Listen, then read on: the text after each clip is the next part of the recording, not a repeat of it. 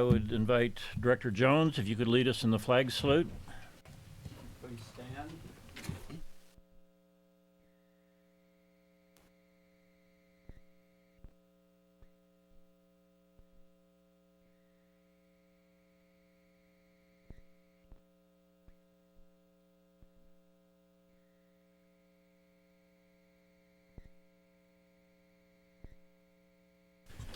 If we could get the roll call, please.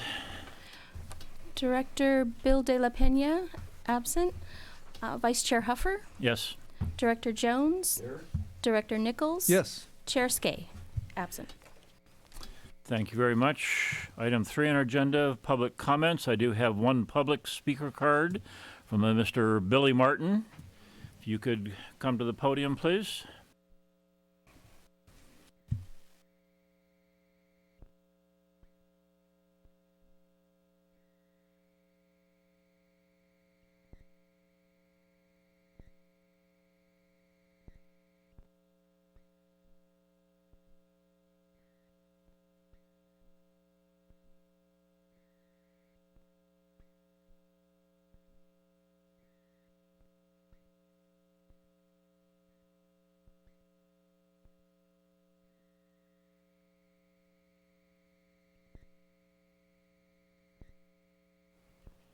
One of my most utilized Abe Lincoln quotes is, got me out of a lot of honeydews around the house. If I had 6 hours to chop down a tree, I'd spend the first 4 sharpening. And the piece I'm about to speak about has been 20 years trying to get an audience with the City of Thousand Oaks to discuss this copper curtain issue, which was originally presented in March 2000 in response to an RFP. And so I bring it back every few years. In the beginning it was told that they were fixing the building and so they couldn't do anything to the building. So in 2008 I brought it back, and I had moved forward the whole time. It's been a long time sharpening this axe for me, and I've moved forward with the project all along, hoping that I would get an audience. At any rate, on January 16th, I went to Jay Spurgeon in Public Works because I knew him well, and he was the only one who acknowledged that I had been behind the Golden Oak on the Civic Arts Plaza. And I brought my son out there to the ceremony, and I was sitting there, and you know, my son was looking at me when there was no mention, and Jay approached me and said, you should be proud of your dad. It was all his idea. At any rate, so I went to Jay, knowing he was retiring, knowing I have a relationship with him, and I was trying to get information, because he's an engineer, on some of how the installation might go, some things that I might have needed to worry about, and also how we could save money if the city actually got involved with the installation. At any rate, I'd just like to speak to the response, and it says, thanks for the meeting with me, Billy, on January 16th. Your proposal was interesting, but the short answer is the city will not be pursuing any changes at this time. And it occurred to me, I wish Claudia were here, but several months ago, Claudia spoke when we approved the monies for the Civic Arts Plaza changes with the design firm, that she raised the question, hi Claudia, sorry. Claudia raised the question, are they going to be tasked with addressing the copper curtain? And the response from Drew Powers was yes. As far as I know, that was never done to this until that would be an agenda item that would still be on the table. Excuse me, Billy. Too much? If you could wrap it up in 30 seconds to a minute. Not going to be right on the buzzer, but I'd like to wrap it up if you could. All right. Hopefully the proposal will speak for itself. It's been a long time trying to get anybody to listen to me. 20 years.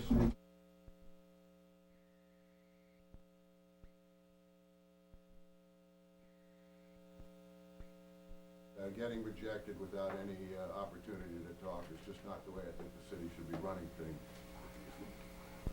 And I'm talking to the board because I know you were influential people in this kingdom, and I was going to get it back to Adopt an Oak, because the final part of this response was about how well Adopt an Oak is doing, and if you look at page 8 in here, you'll see that that is not the case.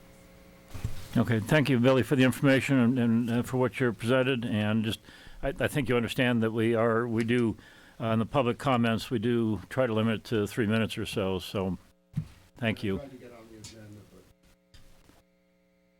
oh well, Oh. that's the way it goes around here. Okay, I do have another speaker card, Janet Wall, if you come to the microphone, please.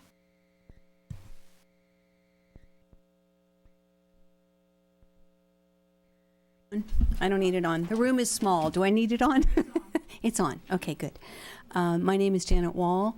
I've been a resident of Thousand Oaks for 35 years. I know most of you.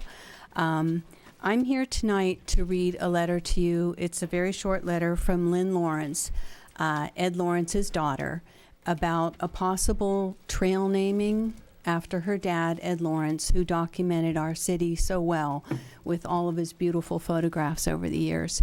I had the honor of being with Ed when he passed into the next world, and he was a very special person.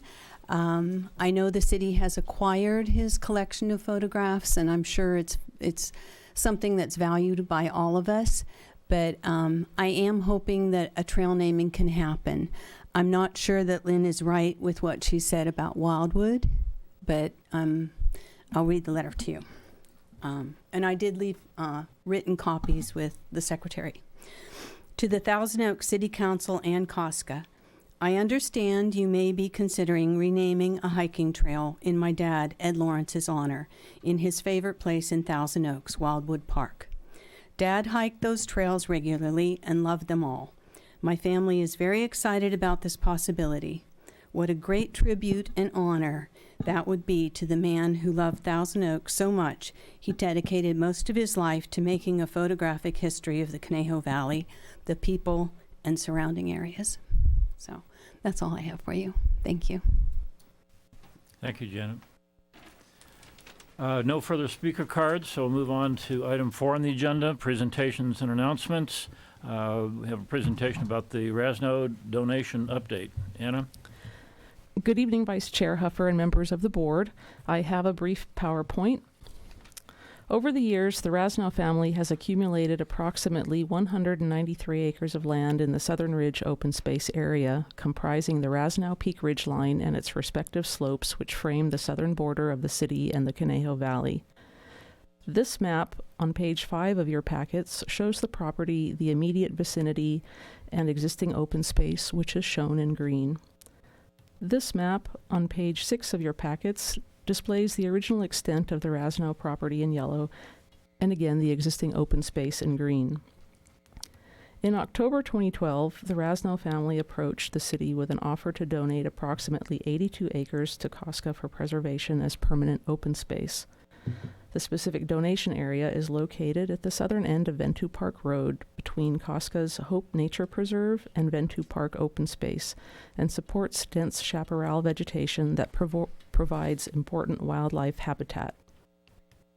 This map on page 7 of your packets illustrates the extent of the donation area, which is shown in blue.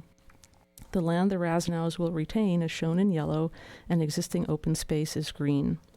The dotted red lines represent existing COSCA trails, while the dashed black and white line depicts the fencing between the two areas.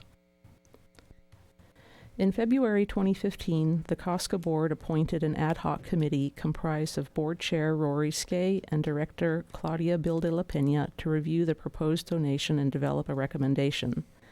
By February 2017, the committee recommended moving ahead with the acquisition of the donation area, and that staff report can be found on pages 8 to 15 of your packets. The ad hoc committee and staff have worked diligently with the RASNO family to bring this open space acquisition to conclusion. These efforts culminated last month on January 9th when RASNO family members executed the grant deed transferring the donation area to COSCA. The final 82-acre donation area consists of 57 parcels, 34 of these will be transferred in their entirety, while portions from 23 parcels will be transferred. Key points of the completed transaction include the Rasnows will retain ownership of their access road. They have also installed a new security gate further south on their access road, and COSCA will be relocating a portion of the Los Robles Trail to pass in front of that new gate, and will also be installing new fencing on both sides of the access road at the trail crossing to direct users across the road.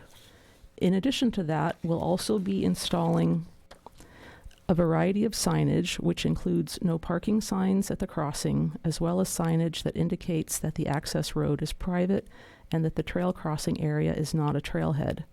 Supplemental signage advising users of these requirements will also be installed at other trailheads in the Los Robles Trail network, and will also be working to resolve a small number of encroachments. This map on page 16 of your packets illustrates the trail relocation zone. It's shown in the orange hatched pattern and depicts the anticipated area in which the new trail segment would be placed.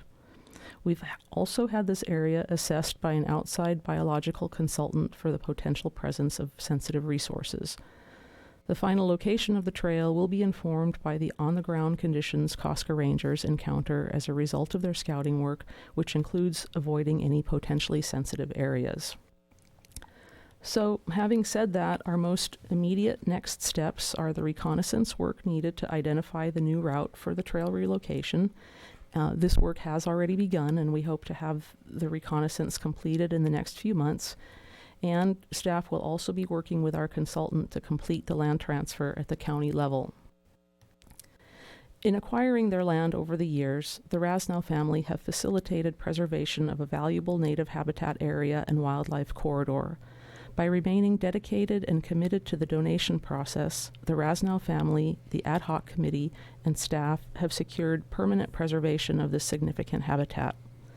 The Rasnow family's donation of this land connects two COSCA open space areas and adds a significant section to the ring of open space around the city and preserves these natural hillsides and the accompanying view sheds for the entire community. So, thank you to the Rasnow family and to the ad hoc committee. This is truly a significant achievement. I'm happy to take any questions you may have, and afterwards, Director Bill de la Pena will be presenting the Rasnows with a commendation from COSCA. Thank you very much. Do we have any questions or comments from members of the board? Yes, Director Nichols. I just wanted to make a couple of comments. This has been a very lengthy process, but I can't think of any other process or properties that was worth this much time and effort, and especially for the effort that the Rasnows had and the foresight of trying to preserve open space, not necessarily on behalf of the city, but as a result it did benefit the city. And as I look at particularly the graphic that's up above on the screen right now, where it shows the upper portion of that ridge dotted with all the preserved open space, that every one of those could have had a house on it if things were allowed to take place as was intended when the land was subdivided. And so it's really a tremendous benefit to the city, and I trust the Rasnows also believe it's beneficial to their interest as well. I can remember talking about this 30 years ago as those plans were going underway with some of the development in the area. And I'm just absolutely thrilled to see this coming to conclusion and seeing the outcome of the city's effort and the Rasnows' effort to on behalf of COSCA. I know the city's been doing a lot of the uplifting to make this happen, even though the Park District was involved with some of the initial trail arrangements. We're just thrilled to see this taking place. And again, thank you to the Rasnows for that contribution. Thank you, Director Nichols. Anyone else on the board? If not, Director Bill de la Pena.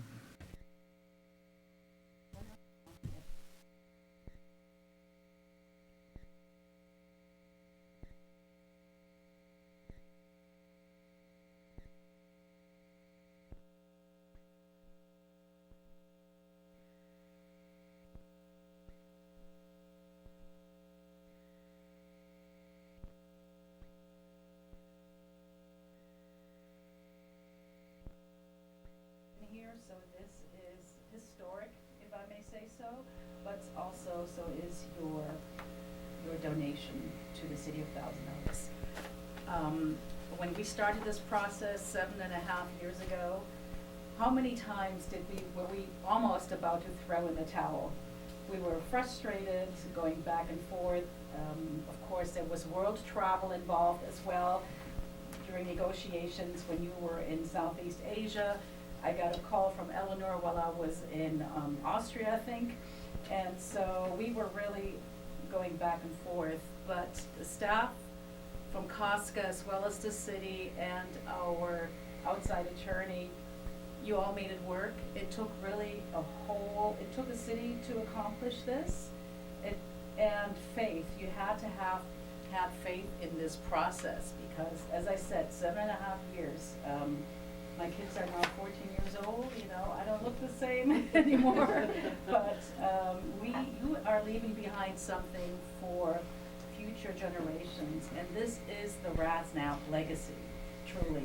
So it is absolutely my honor to present to you this commendation, thanking you for your donation of 82 acres to the city of Thousand Oaks and the gift that you're giving nature as well. So I want to applaud you for hanging in there and really for being wonderful citizens and neighbors and having this desire to protect nature and open space. So on behalf of COSCA, I'd like to present you this. Here you go. Thank you. Thank you. I have a Yes, I want to give you a hug. It's been so long.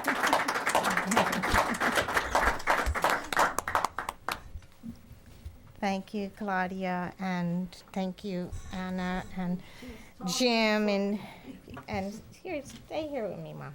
Yeah. I'm Tina Rasnow, and Eleanor Rasnow, and my brother Brian couldn't be here tonight, but I speak on his behalf as well. And my father, who passed away just after we made the offer in 2012, he passed away Christmas Eve of 2012. But he was so much wanting this gift to be made as well. So we are speaking for him tonight also. The gift of this land has been a long process. We offered the land in 2012 when Harmon Rasnow, when my dad was still alive, and he supported this gift wholeheartedly. Dad had taken the responsibility of land stewardship very seriously, and he imparted to all of us that the true value of land is not in its development potential, but in the peace and serenity it can provide. For our family, this land has served as a buffer from the encroachment of urban sprawl. Entrusting it to COSCA is consistent with the highest and best use that we embrace. Living on the mountain has certainly given us a broader perspective on the challenges we face in our local, regional, national, and planetary environment. The minutiae of daily life slips away when one's view is so expansive, and the rapid changes and disruption of climate more noticeable when working closely with the land. Collectively, we are leaving our children, grandchildren, and future generations with enormous burdens from our society's ever-growing consumption habits. It is our family's hope that the gift of this precious land, so rich in animal and plant life, in historical indigenous culture, will serve as inspiration to others to view our earth resources, not in terms of exploitation or extraction, but in terms of its highest and best value, namely a foundation for sustaining life. We hope that folks will walk the trail system during daylight hours. I want to emphasize that, because the trails are closed from dusk to dawn, and that's for your own safety. We have cougars up there. That they can remove their headphones and enjoy the sound of the birds, the smell of sage and wild lilac, the caress of the breeze, the sight of such wondrous beauty in the mosses and ferns that grow in the shade of the chaparral. We hope that experiencing nature up close and personal will help to restore all that is good in the soul, that it will help to heal wounds, bring peace to one's spirit, and thereby spread peace in the world. So that's my comments on behalf of the family, and the only other thing I would ask the public to please not use Ventu Park to access the trail. Our neighbors were not as enthusiastic about this donation. The people that live down the road were worried that it would increase the public coming up onto what is a private road. So we don't allow access through the gate, and I just want to remind folks that we cannot let people access the trail through the gate. Once it's moved below the gate, we won't be the gatekeepers anymore, and we relish when that day comes. But I do want people to understand that there is a reason why we can't, when they come down to the gate wanting to get out, why we stop them and say, you have to go back to the trail, because it does create a burden in what can be a dangerous road. It's not the widest, and there is a fair amount of traffic for the homes below. So that's it. Thank you so much. Thank you again. Thank you. We did it. It was a slow burn. I know. Do we have any other comments from board members? Director Jones? Yeah, I'd just like to add my thanks. I feel fortunate to have known the Rasnow family. How long, Eleanor? Maybe 50-some years, I guess. Back in the 60s, we had the Human Relations Council. Okay, well, I remember we used to meet up at CLC then. And those were great days a long time ago. And I knew that you and Harmon had land up on top of the hill. I didn't know how much, but I have been on this board now for several years, not nearly as long as my seatmate here, Claudia. And I'd like to thank Claudia for being involved in this. That was very good of you to do this, and I appreciated your remarks. So thanks, Eleanor and Tina. It's just wonderful to see you again, and I hope you have many more happy, healthy years. Ladies, before you leave, I'd like to add my thanks. I don't have the history that Director Jones has. I don't have the background that Director Bill de Pena has. But having read the background of this process, as Director Nichols said, looking at the maps, what your family has done for our community is just absolutely spectacular. So thank you, thank you, thank you so much for what your family has done.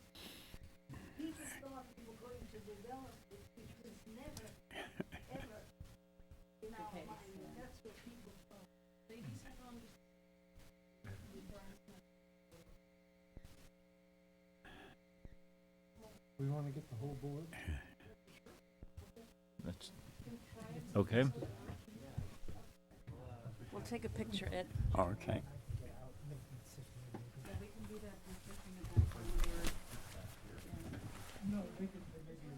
In the front?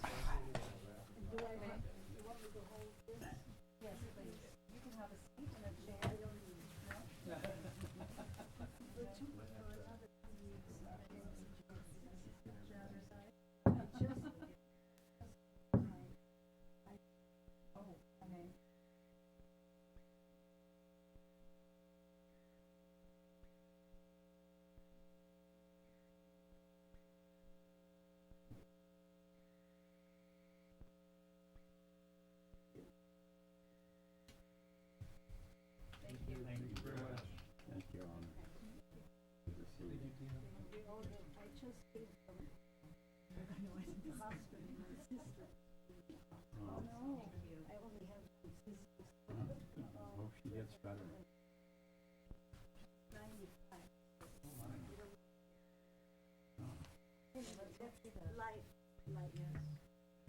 Excuse me. I'll put my bag back there.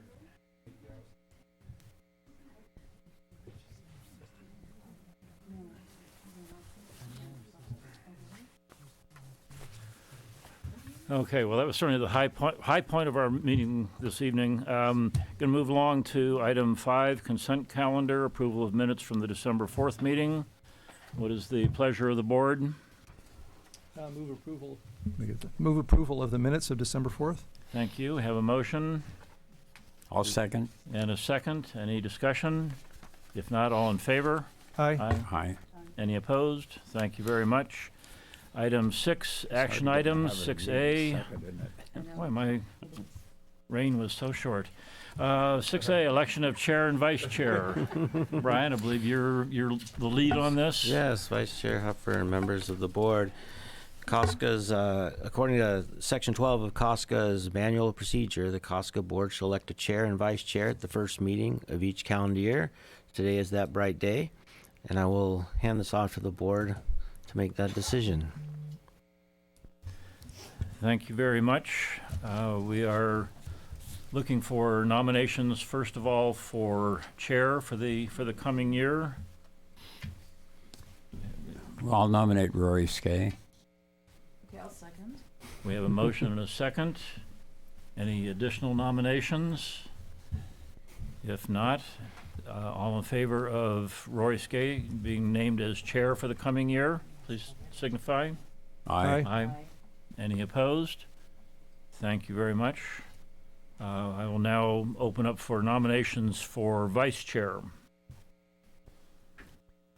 Well, I don't know exactly whose turn it is, but whose ever turn it is, I'll nominate.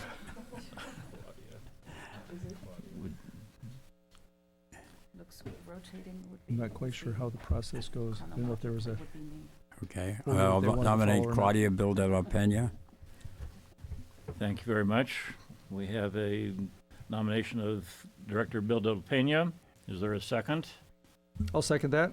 Thank you very much. Any further nominations? If not, all those in favor? Aye. Aye. Any opposed? Thank you very much. Now, I'm not totally familiar with the procedures here. I know for the Park District, as soon as we elect new leaders, they take over the meeting. Oh, Will Claudia finish this, or do I finish this? I think. Everyone's nodding their head, but what is Rock, scissors, I paper. can I stay seated where I am?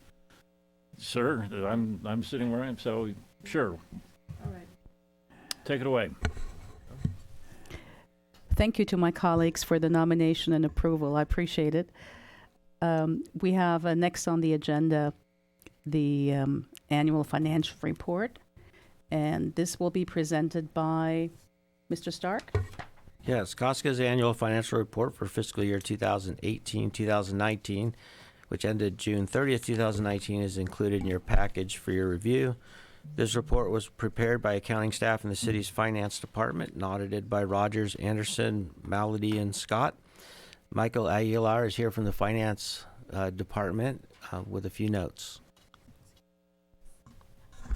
All right. Good afternoon. So just to begin, COSCA's net position increased just under $100,000 to $76.4 million at at the end of fiscal year 2019. Revenues decreased by $121,000. This was primarily due to a decrease in city and CRPD contributions of approximately $87,000, combined with a decrease in operating grants and contributions of approximately $34,000. Expenses decreased by $35,000 compared to the previous fiscal year, primarily due to a decrease of $141,000 in salaries and benefits, and that was related to vacancies. That increase was offset by an increase of approximately $106,000 in maintenance and operations. COSCA has $1.7 million in cash and investments held for future open space acquisitions, and capital assets remained flat compared to the previous fiscal year, with an ending balance of approximately $74.8 million. Just a question.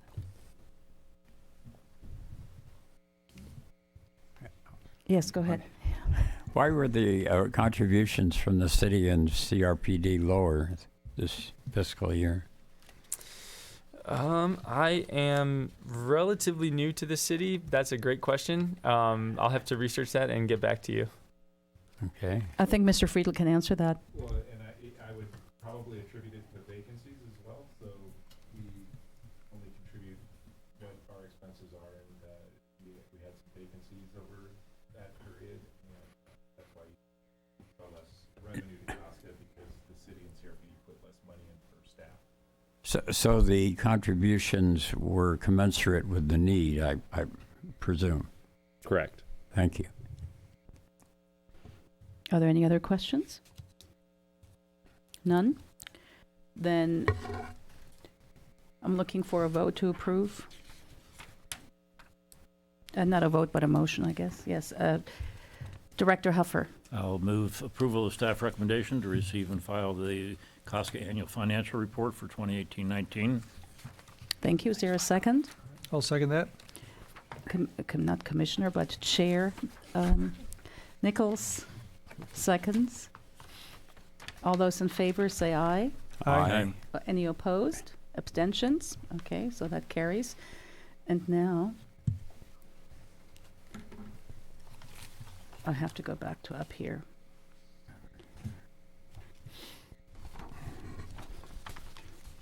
Okay, so now next we have item 6C, an agreement, parking agreement with Ventura County Parks Department.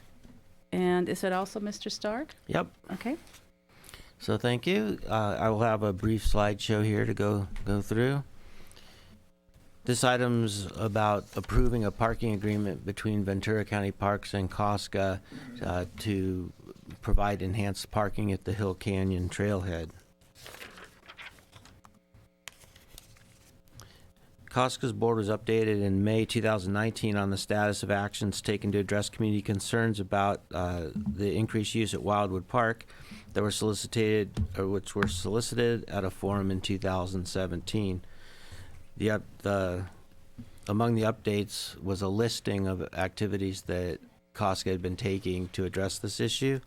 Item 6 on that list was that COSCA committed to identify and advertise alternative trailheads other than the trailhead at the terminus of Avenida de las Flores.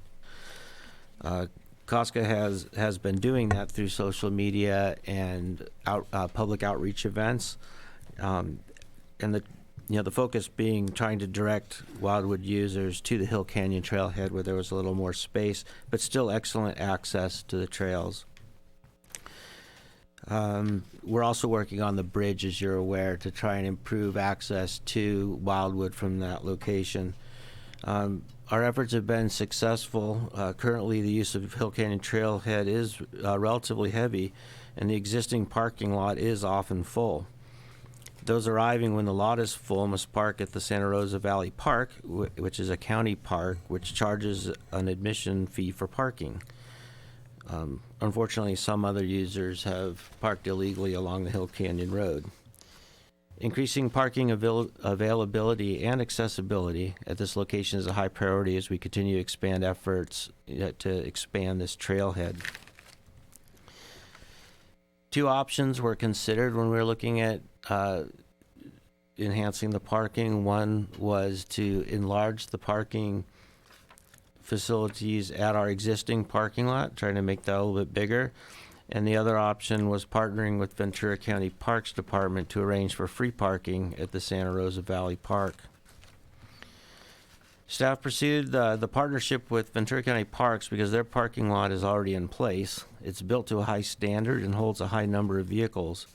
This lot also has accessible restrooms and picnic tables that provide a higher level of service to our visitors. Using an existing lot is also preferable to disturbing more land just to create a new one. So as part of this exchange, we worked with the county and part of the agreement, our part of it, COSCA will be paying an annual fee to the county, and they will waive the parking fees. We think this is mutually beneficial as well because the enhanced access to that park will increase its use, and I think it does provide a great fresh benefit for the community surrounding the area.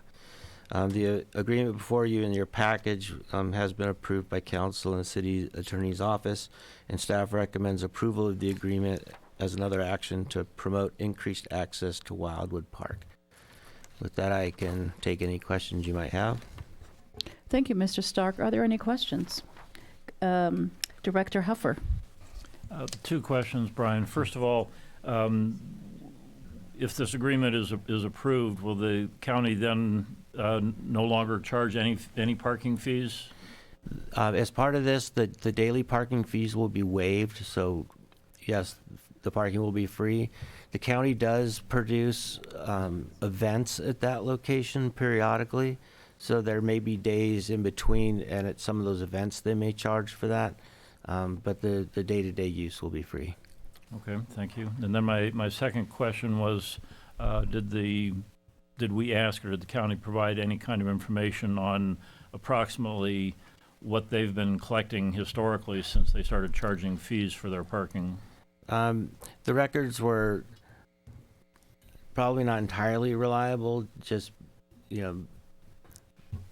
because they just use a gate counter.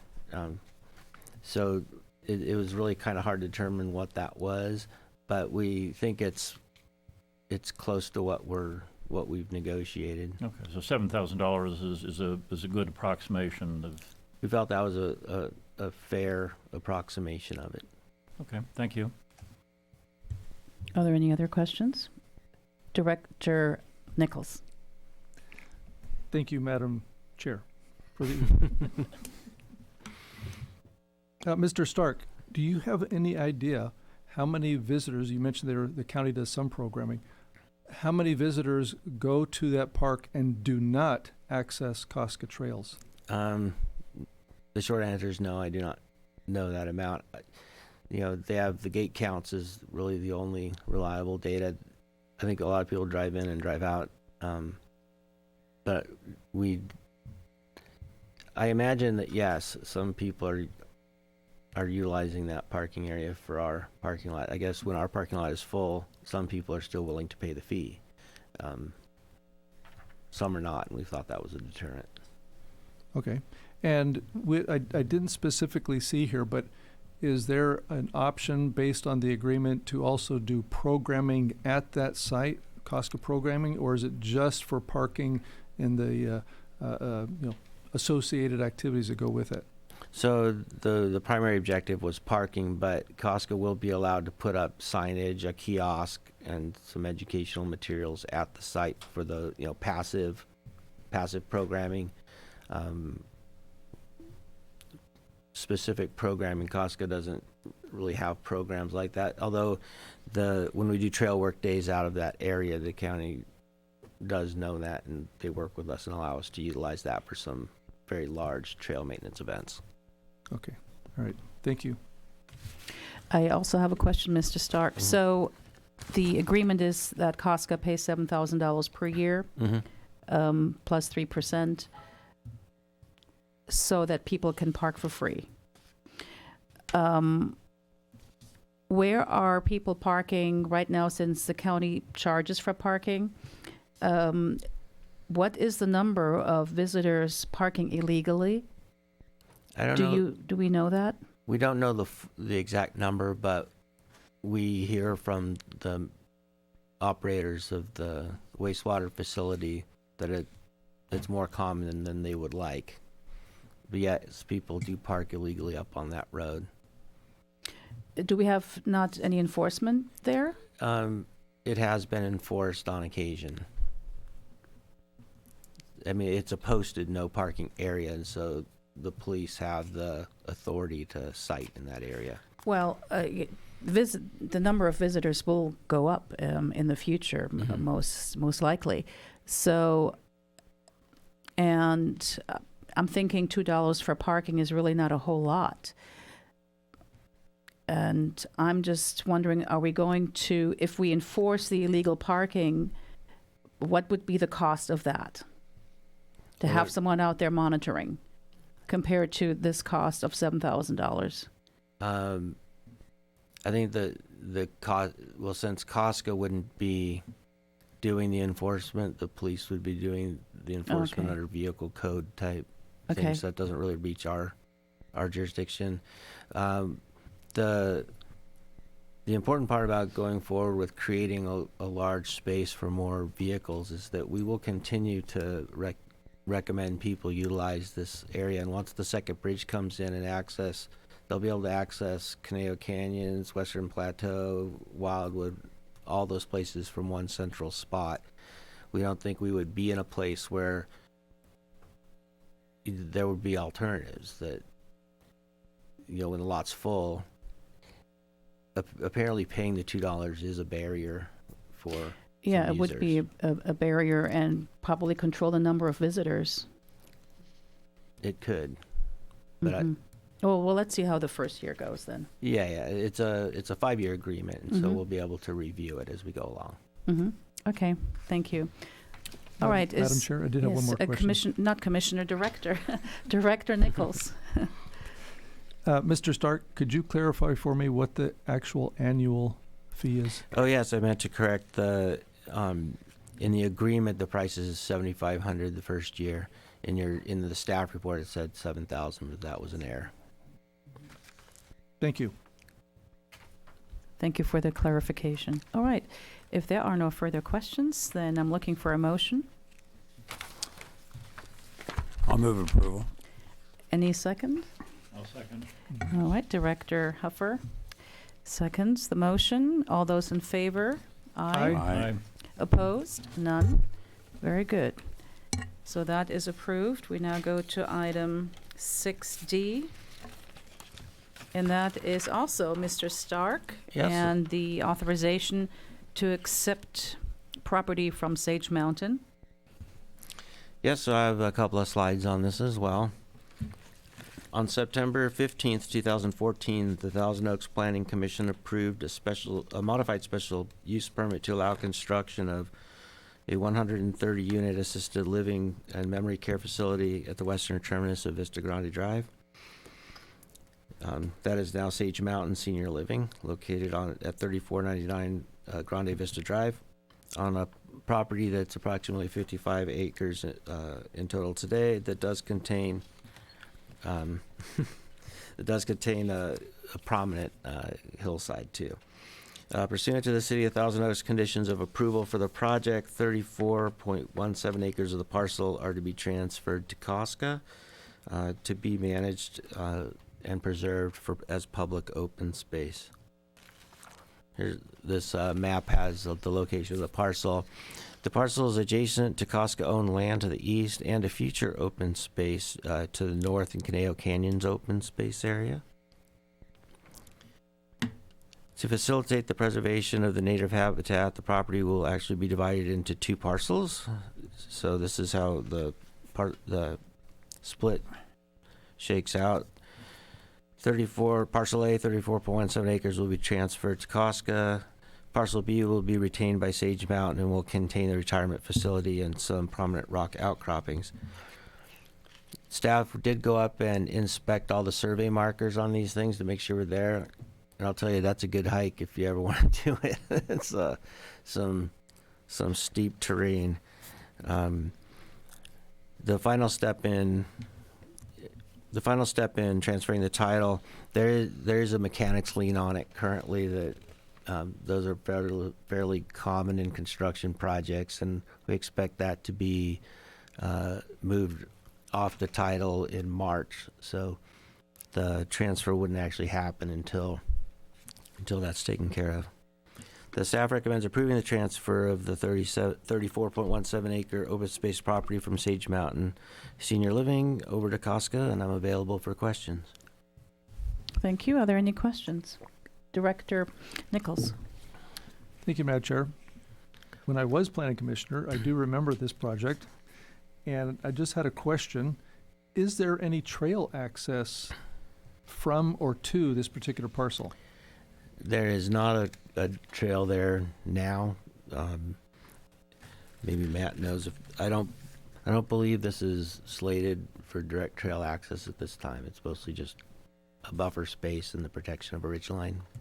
So we won't see people struggling to find parking at the end of the cul-de-sac to access trails? No, Okay, no trailhead is planned in the area. Just wanted to make sure.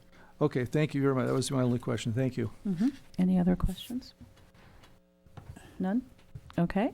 Then I'm looking for a motion. Director Huffer? I'll move approval of staff recommendation to authorize acceptance of the 34 plus acres from Sage Mountain. Thank you. Is there a second? I'll second that. And Director Nichols seconds that. All those in favor? Aye. Aye. Aye. Opposed? Okay, so that is also approved unanimously. Item Item 7A is another presentation by Mr. Stark, and that is an update on our open space acquisition, of which we did a lot tonight. Yeah. So I have a slideshow here as well. COSCA board was last updated on our open space acquisitions in September of 2017. So this report is intended to bring you up to date on acquisitions occurring during 2018 and 2019. This chart shows 10 acquisition projects that we've done that have yielded 200 acres of permanently protected open space around our fine community. Most of these represent small parcels being acquired in the Southern Ridge area and the Skyline Drive area. These are infills, parcels around mostly land that COSCA or the city already owns. So infill work. The big ones are out in Dos Vientos. The two we see in the middle, about 114 acres. That came out of the operating engineer's property, and I'll show you where these actually occurred. But back up in here also, we counted the Rasnow property here that you heard a lot about earlier in this meeting. This map kind of shows the distribution of where the acquisitions have taken place. On sort of the far right in that circle, you could kind of see those are the two operating engineers parcels. Then in the center, it shows the Rasnow donation. And within that area, we've done a couple acquisitions too. So there's both donation and acquisition going on in that area. On the I guess the far right here are, I don't know if you could see them in that little thing, but the bright green ones are, this is the Southern Ridge and Conejo Ridge, Skyline Drive area. Let's see if we got another one here. So these are just some close-ups. This is kind of, one of the more interesting shaped properties we own.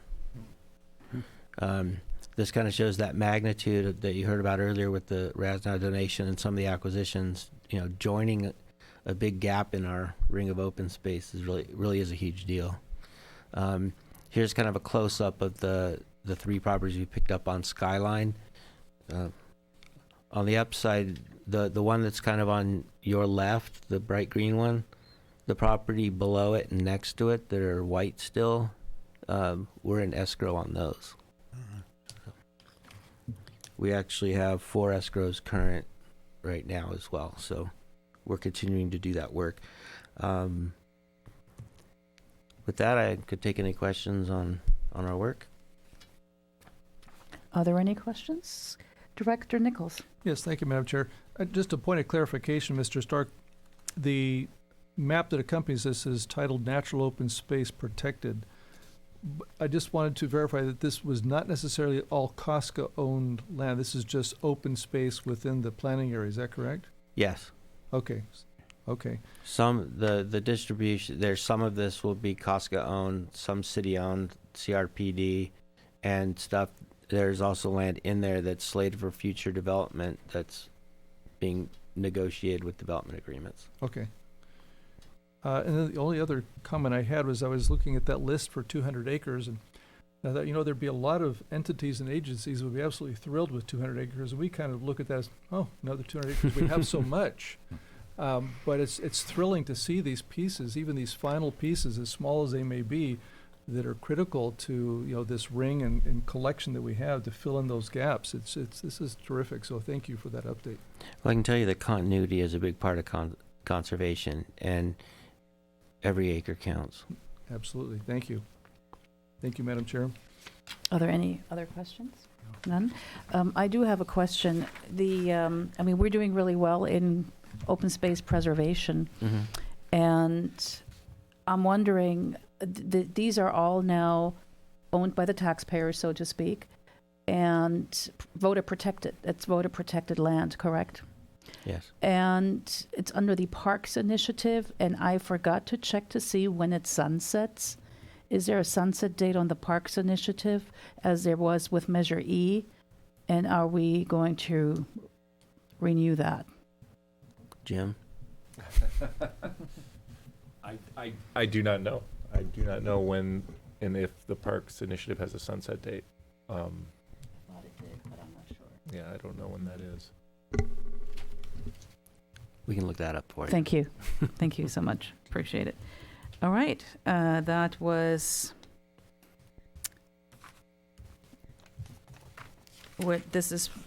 Let's see. Do we need a vote on this? No. We don't. That's just an update. Okay. Very good. Okay. And with that, we're going to information items. Well, we already did, but with the volunteer corps activity, that is a verbal report. And who will present that? That would be me. Oh, that's you as well. Are I you keep also it- doing ranger operations, or is no, that Mr. no, Kuba? Yes, I we'll- know. I know. we'll- I'm just double checking. We'll bring in the big guns for that. We just wanted to share the volunteer activity since your last meeting here in December. Trail Watch, 29 reports, and about 45 hours of volunteers putting their eyes out on the trails. Adopted Trails, we received 23 reports in 55 hours. The volunteer hours do add up. So throughout the year, over 1,800 hours by volunteers logging time on our trails and feeding back important information to rangers. We're off to a good start this year as well with 185 hours just in January alone. I think those are all the slides I have. And we love our volunteers. Couldn't do it without them.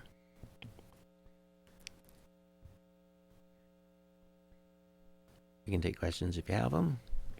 All right. Thank you. Are there any questions before we turn it over to our park superintendent? None? Well, Oh, actually, yeah, one. Director Jones. yeah, well, this is not really on point, but I was just remembering about the request tonight to name a trail for Ed Lawrence. And I was wondering, Matt or whomever, if we decided we would like to do that, what would be the procedure for doing that? COSCA maintains a standing committee on trail naming, so that issue would be sent to that standing committee. Do you need a motion to do that? I don't believe so. Yeah, it was determined that no agenda item was needed and that the committee could meet to begin the work on the trail naming, and we started that a couple of weeks ago, Jim, that Mr. Huffer and I just have to find a date.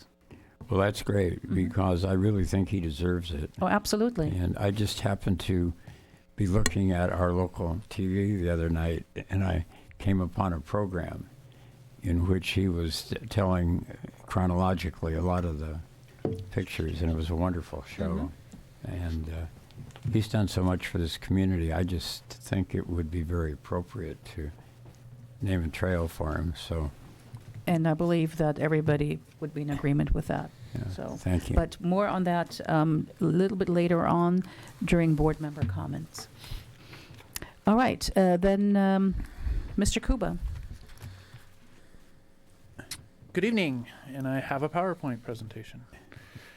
Recent ranger operations. I've been trying over the years to introduce you to ranger life, and I think what I'm going to start doing is starting off with smiling rangers and finishing with the sunset. So that's going to be my goal from now on. The rangers are relatively low tech, but this is very efficient. This is their whiteboard in their work shed. All the notes are there about what's coming up, what needs to be looked at by weekend crew, what trainings are coming up, and things like that. It works really well for them. They're able to respond to each other very efficiently, and I'm very proud of how well that low tech works. If any of you that have been hiking in Wildwood have noticed that almost all of the signs have been replaced in the past 6 months.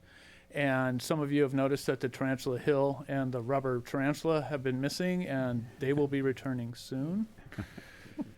Wildwood are blowout bridges. These are the blowout bridges that we put in. A couple of them blew completely away, so there are some new ones there. And we've actually improved the design a little bit by widening the footing on them, and they're more stable. one of my segments, how does it get in open space? I do not know how this one happened. A lot of energy went into getting this out there, shade and structure and a couch. But then how do you get it out? And so we rely on Smiling Rangers. One of the big projects, at least a sweaty project this last month, was rebuilding the Sutter walls. And the Rangers were really proud that they used both of our gas-powered Sherpas. And when I made this slide, I realized you may not know what a gas-powered Sherpa is. So it's a track-driven wheelbarrow, and they can hold about 1,000 pounds. And they're very, very stable and very, very slow, but better than ruining somebody's back. And then I realized you might not know what a Sutter wall is. So that is a Sutter wall. And those steel 8-shaped pieces go in, and then the wood slides in behind it, and then you backfill for dirt. These are very, very good, solid structures. I've also decided to take advantage of this upcoming Los Robles trail reroute that we're doing on the Rasnow donation. And so we expect it to take quite a bit of time. So over the next probably 4 meetings, I'll be giving you updates and hopefully give you a little bit of training or show you how we build trails.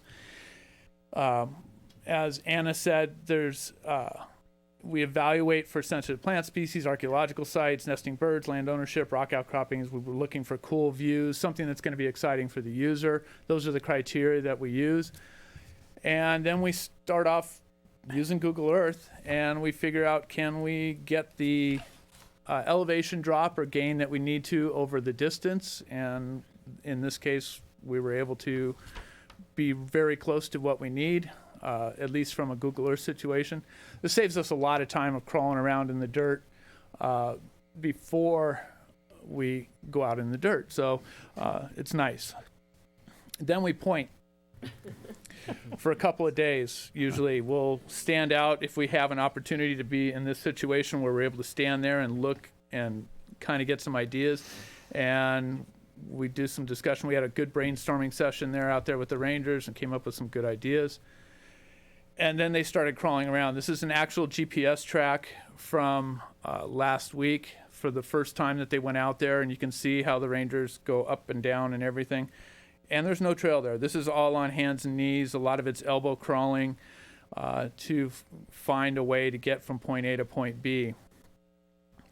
And then comes the actual flagging. Now that area has been cut just enough to crawl through a little bit easier and to get a view. This is the tool that the Rangers use. This is called the clinometer in my hand. And so they have that around their neck, and then they're eyeballing, and it has a rotational thing in there that tells you the percent of grade. And that's how we establish where we're going to try and put the trail. Very thick, very spiky ceanothus, and only 3 ticks the first day, 6 ticks the second day. Happy rain. Well, they're not smiling quite as much at the end of that trek. Lots of protective gear to protect from ticks and from all the stabby plants.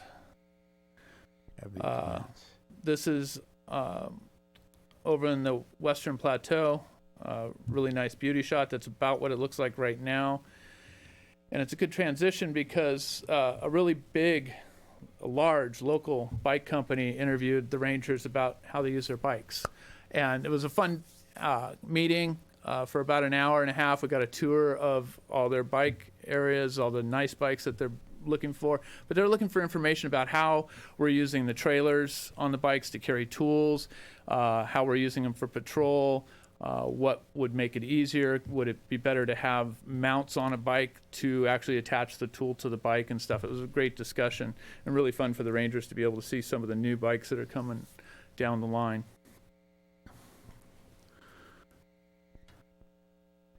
So I was trying to get a word out to the public too. If it's warm, if it's cold, be prepared for where you're going. Be in shape for doing the hike you're doing. Always carry water.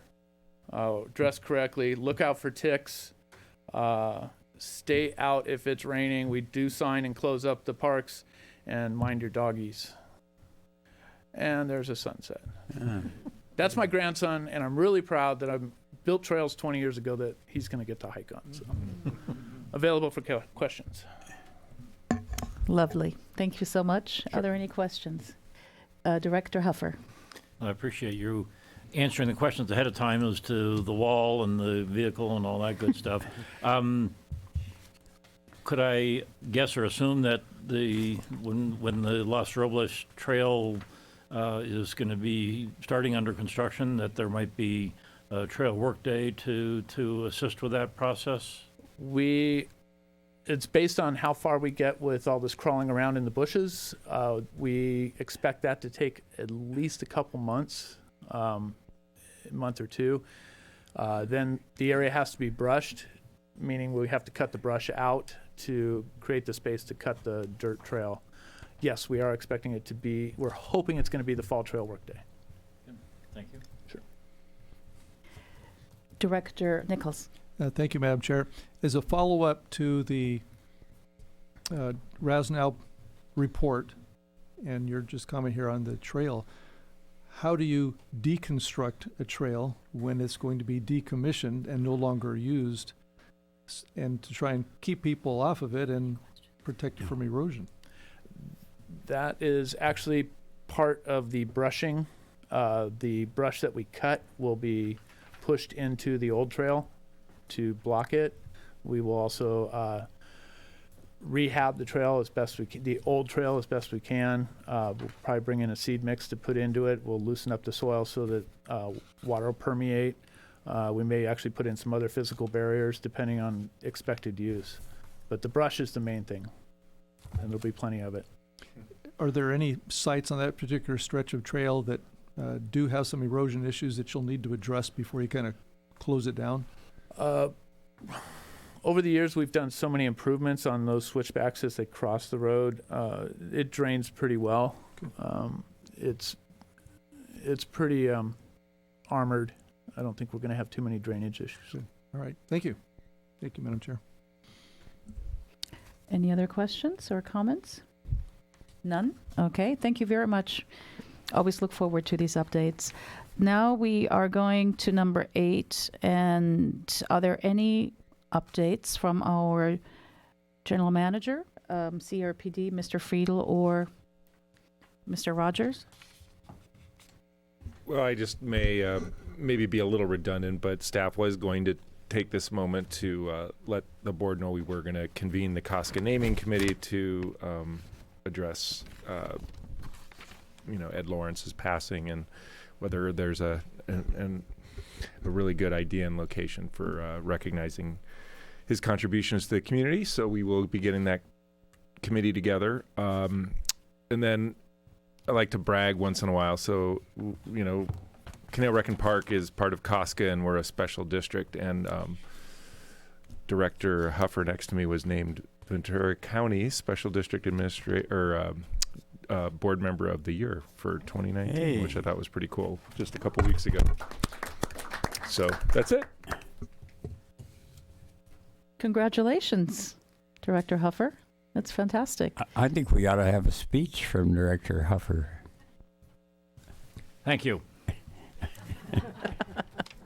I missed his comments since I left CRPD a little over a year ago, so. Very good. Thank you. I'd be receptive if he would like to say more than he said. But I think he's going to leave it at that. Oh. All right. Then number 9, board member comments. Well, this may be jumping the gun, but I noticed we're adjourning in memory of Julia. And I'd just like to say that I worked with her on a couple trails. I was not the greatest worker, as Matt would attest, if he remembers my... I was not exactly in the prime of life when I was out there with Julia swinging a pick, but, I tried. And I got through in time for lunch and so forth. But I have known Julia for quite a while. I don't know how many years, I guess 7 or 8. And her contribution has just been amazing with all the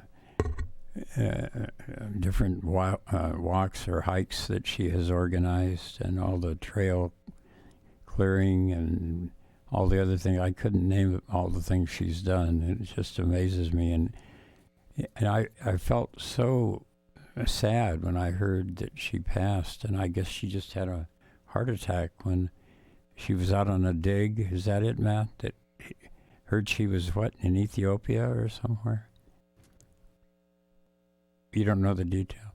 Well, I won't belabor this, but we've lost a wonderful friend in Julia, and I think we owe her a great debt of gratitude, and I feel proud to have known her and done a little bit of work with her. Thank you. And that will be the segue into our adjournment for this evening. And it is indeed in memory of Julie Osborne Gorley. As you said, Ed, Julia, or Julie as she was known, was a longtime champion for open space, and she passed away last month, January 23rd, while on an archaeological tour in Ethiopia. She left a legacy not just on the land, but on the numerous open space advocates within our local conservation community. Julie was born in Yosemite Village Hospital to Jules and Sarah Eichhorn on August 28, 1940. Her father was an early mountaineer and music teacher, and her mother was an artist. She grew up on a small family farm in Menlo Park and developed her lifelong love of the outdoors in the Sierra Nevada mountains. Julie moved to Thousand Oaks with her husband Bill in the early 1980s. She was a labor attorney for the U.S. government, and Bill was a landscape contractor. Avid hikers and backpackers, they became fixtures in the Conejo Group Sierra Club and quickly made many friends. Soon after her retirement, Julie was appointed to the Conejo Open Space Trails Advisory Committee and served as a board member of the Conejo Open Space Foundation, where she served as secretary and president. She retired from the foundation board in December of 2017.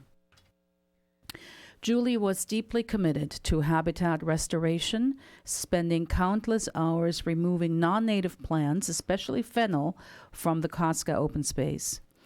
Her tenacity and leadership led to the eradication of fennel from the Wildwood Mesa and other areas in the park, as well as near eradication on the Western Plateau. As COSCA's trail network expanded, Julie saw the need for public participation in its care. She was instrumental in creating the Adopt a Trail volunteer program in 2003. Today, there are 52 trails adopted by individuals, families, and businesses.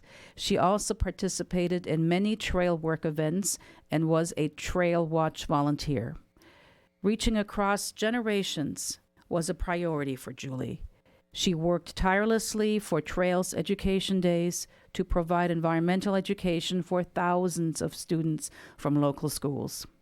She was especially proud when her grandson Kyle was a grand prize winner in the 2011 Trails Education Days writing contest.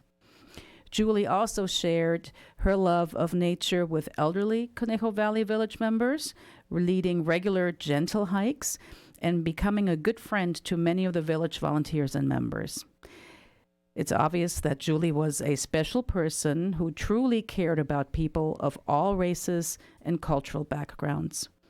Her trip to Ethiopia was a lifelong dream to see the cradle of humanity.